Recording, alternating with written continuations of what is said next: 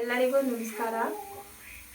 ನಾನಿವತ್ತು ಪಾರು ವ್ಲಾಗ್ಸಲ್ಲಿ ಒಂದು ಗೊಜ್ಜು ರೆಸಿಪಿ ತೋರಿಸೋಣ ಅಂತ ಇವತ್ತೊಂದು ರೆಸಿಪಿ ಮಾಡ್ತಿದ್ದೀನಿ. ಸೊ ಅದಕ್ಕೆ ಬೇಕಾದಂತಹ ಇಂಗ್ರೀಡಿಯೆಂಟ್ಸ್ ಏನೇನಂತ ನಾನು ತೋರಿಸ್ತೀನಿ. ಅದಕ್ಕೆ ಏನೇನು ಬೇಕಂದರೆ ನುಗ್ಗೆಕಾಯಿ, ಈರುಳ್ಳಿ, ಬೆಳ್ಳುಳ್ಳಿ, ಟೊಮೆಟೊ, ಕರಿಬೇವಿನ ಸೊಪ್ಪು, ಎಣ್ಣೆ, ಅರಿಶಿನ, ಸಾಸಿವೆ, ಸಾಂಬಾರು ಪುಡಿ. ಮನೇಲಿ ಯಾವ ಸಾಂಬಾರು ಪುಡಿ ಇದೆಯೋ ಅದು ನಾವು ಯೂಸ್ ಮಾಡ್ಬೋದು. ರುಚಿಗೆ ತಕ್ಕಂಥ ಉಪ್ಪು. ಮೊದಲಿಗೆ ಸ್ಟವ್ ಆನ್ ಮಾಡ್ಕೊಳ್ಳೋಣ. ಒಂದು ಬಾಣಲಿ ಇಡೋಣ. ಬಾಣಲಿ ಬಿಸಿ ಆದಮೇಲೆ ಎಣ್ಣೆ ಹಾಕ್ತಿದ್ದೀನಿ.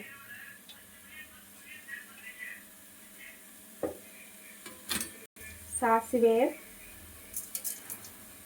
ಹಾಕಿದ್ದೀನಿ. ಸಾಸಿವೆ ಚಟಪಟ ಅಂತ ಸಿಡಿಬೇಕು. ನೆಕ್ಸ್ಟು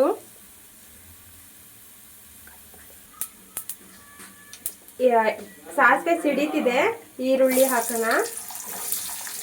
ಈರುಳ್ಳಿ, ಬೆಳ್ಳುಳ್ಳಿ ಎರಡು ಕೂಡ ಹಾಕಿ ಫ್ರೈ ಮಾಡೋಣ.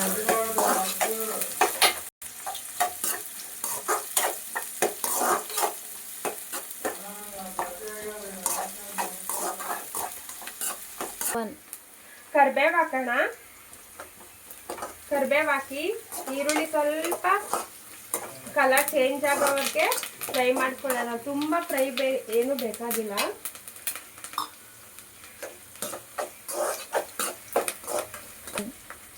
ನೆಕ್ಸ್ಟು ನಾನು ಕಟ್ ಮಾಡಿ ತೊಳೆದಿಟ್ಕೊಂಡಿದ್ದಂತಹ ನುಗ್ಗೆಕಾಯಿ ಹಾಕೋಣ.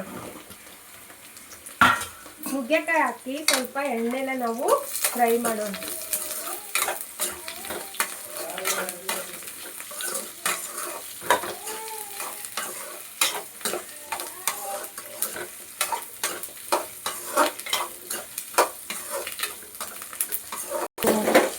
ಇದು ಫ್ರೈ ಆಗಿದೆ.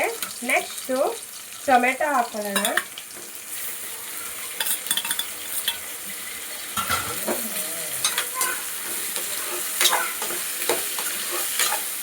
ನಾನು ಸ್ವಲ್ಪ ಅರಿಶಿನ ಪುಡಿ ಹಾಕ್ತಾ ಇದ್ದೀನಿ. ಆರೋಗ್ಯಕ್ಕೆ ಹೆಲ್ದಿ. ಇದರಲ್ಲಿ ಆಂಟಿಬಯೋಟಿಕ್ ಇದೆ. ಸೊ ನಾವು ಎಲ್ಲ ಅಡುಗೆನೂ ಅರಿಶಿನ ಯೂಸ್ ಮಾಡಲೇಬೇಕು.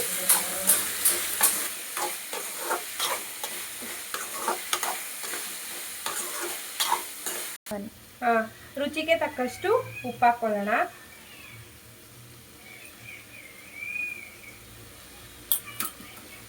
ಈಗ ಮಿಕ್ಸ್ ಮಾಡಿ.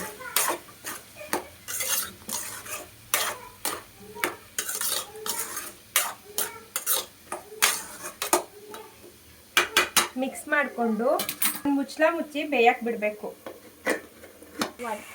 ಇವಾಗ ಟೊಮೆಟೊ ಎಲ್ಲ ಚೆನ್ನಾಗಿ ಬೆಂದಿದೆ. ಸೊ ನಾನು ಇವಾಗ ಸಾಂಬಾರು ಪುಡಿ ಹಾಕ್ತಿದ್ದೀನಿ. ನಿಮ್ಗೆ ಎಷ್ಟು ಬೇಕು ಖಾರಕ್ಕೆ ನೋಡಿಕೊಂಡು ಹಾಕ್ಕೊಳ್ಳಿ. ತುಂಬ ನೀರು ಥರನೂ ಇರಬಾರ್ದು ಇದು. ಸೊ ಅದಕ್ಕಾಗಿ ನಾನು ಫುಲ್ ಹಾಕ್ಬಿಡ್ತೀನಿ.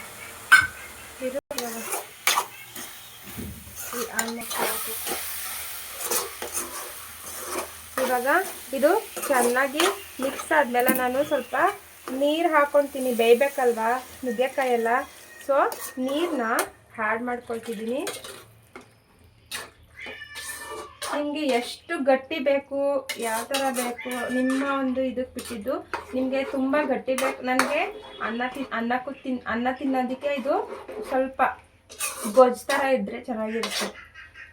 ಈ ಥರನೂ ಮಾಡ್ಕೊಳ್ಬೇಡಿ. ಇಷ್ಟಿದ್ರೆ ಸಾಕು ಫ್ರೆಂಡ್ಸ್, ಇಷ್ಟಿದ್ರೆ ಸಾಕು. ಇದನ್ನು ನಾನು ಇವಾಗ ಸಾಕು. ಇದು ಬೆಂದರೆ ಸ್ವಲ್ಪ ಗಟ್ಟಿ ಬರುತ್ತೆ.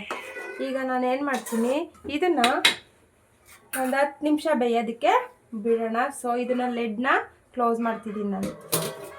ಫ್ರೆಂಡ್ಸ್, ಇದು ಮುಚ್ಚಳ ತೆಗೆದು ನೋಡೋಣ. 10 ನಿಮಿಷ ಆಯಿತು. ಸೊ ನೋಡಿ ಹೆಂಗೆ ಬೇಯ್ತೈತೆ, ಕುದೀತಿದೆ. ಇದು ತುಂಬ ಚೆನ್ನಾಗಿರುತ್ತೆ ಫ್ರೆಂಡ್ಸ್. ನೀವು ಮನೇಲಿ ಟ್ರೈ ಮಾಡಿ. ಸಿಂಪಲ್ ರೆಸಿಪಿ, ಬೇಗ ಮಾಡ್ಕೊಳ್ಬೋದು. ಇದು ತುಂಬ ಟೇಸ್ಟಿಯಾಗಿರುತ್ತೆ. ಬೇಕಂದರೆ ನೀವು ಒಂದ್ಸಲ ಟ್ರೈ ಮಾಡಿ ನೋಡಿ ನನಗೆ ಕಮೆಂಟಲ್ಲಿ ತಿಳಿಸಿ ಹೇಗಿತ್ತು ಅಂತ. ಫ್ರೆಂಡ್ಸ್, ಇವಾಗ ರೆಡಿ ಇದೆ. ಬನ್ನಿ ಊಟ ಮಾಡೋಣ. ಬಿಸಿ ಬಿಸಿ ಅನ್ನದ ಜೊತೆ ಸೂಪ್, ಬಿಸಿ ಅನ್ನದ ಜೊತೆ ಚೆನ್ನಾಗಿರುತ್ತೆ. ನೀವು ಟೇಸ್ಟ್ ಮಾಡಿ. ಬಿಸಿ ಬಿಸಿ ಅನ್ನಕ್ಕೆ ತುಂಬ ಚೆನ್ನಾಗಿರುತ್ತೆ ಫ್ರೆಂಡ್ಸ್. ಇದನ್ನು ನೀವು ಈ ರೆಸಿಪಿನ ಮಾಡಿ ನನಗೆ ಹೇಳಿ. ತಿಂದು ನೋಡ್ಬಿಟ್ಟು ಟೇಸ್ಟ್ ಮಾಡಿಬಿಟ್ಟು ನನಗೆ ಹೇಳಿ ಫ್ರೆಂಡ್ಸ್. ನಿಮ್ಮ ಫ್ರೆಂಡ್ಸು ಮತ್ತು ಫ್ಯಾಮಿಲಿಗೆ ಶೇರ್ ಮಾಡಿ. ಈ ರೆಸಿಪಿ ಇಷ್ಟ ಆದರೆ ಲೈಕ್ ಮಾಡಿ, ಸಬ್ಸ್ಕ್ರೈಬ್ ಮಾಡ್ಕೊಳ್ಳಿ ನನ್ನ ಚಾನಲ್ನ. Thank you so much.